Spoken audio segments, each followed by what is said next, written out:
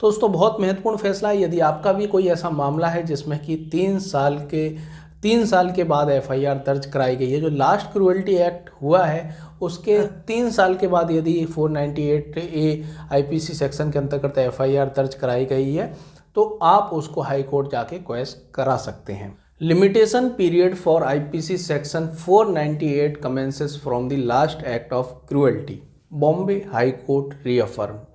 Bombay high court ने एक बार पुनः पुष्टि की है कि आईपीसी की धारा 498A जो धारा है, जो दहेज के संबंध में क्रूएल्टी के संबंध में सजा का प्रावधान करती है, तो उस पर भी समय सीमा अवधि लागू होती है। यानी कि आप उस समय सीमा अवधि निकल जाने के बाद आप मामला दर्ज नहीं करा सकते, कोर्ट कॉग्निजेंस नहीं लेगा।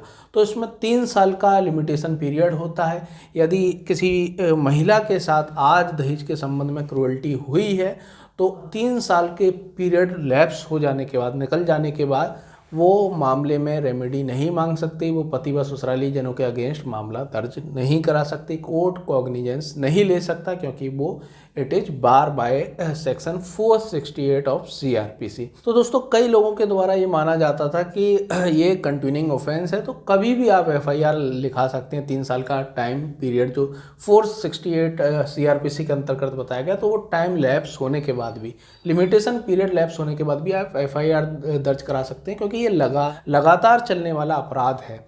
तो दोस्तों ऐसा नहीं है। बॉम्बे हाई कोर्ट ने इस चीज़ को क्लियर कर दिया कि 498A आईपीसी के संबंध में भी लिमिटेशन पीरियड जो 3 साल का है 468 सीआरपीसी के अकॉर्डिंग, वो अप्लाई होता है।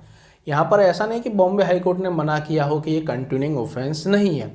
तो यहाँ पर किस तरीके से लिमिटेशन की गणना की जाएगी वो बताए, क्योंकि ये इट इज़ कंटिन्यूइंग ऑफेंस, ये बॉम्बे हाई कोर्ट ने भी माना। तो जब भी जैसे कि 4-5 घटना हुई, तो पहली घटना हुई वहाँ से लिमिटेशन 3 साल शुरू हो गई। फिर यदि दूसरी घटना होती है, तो फ्रेश यहाँ पर फिर से 3 साल का पीरियड जोड़ा जाएगा दूसरी घटना से, और उसके बाद यदि फिर से कोई घटना हो जाती है, तो वहाँ से फिर से 3 साल का पीरियड जोड़ा जाएगा। यानी कि वो यहाँ पर 2 घटना हो गई, 2 घटना में एफआईआर दर्ज नहीं करा पाती है, तो और 3 साल का समय निकल जाता है।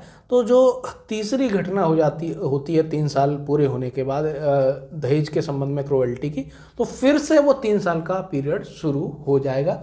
तो इस तरीके से ये काउंटिंग की जाएगी पीरियड 3 ईयर की 498 आईपीसी के संबंध में।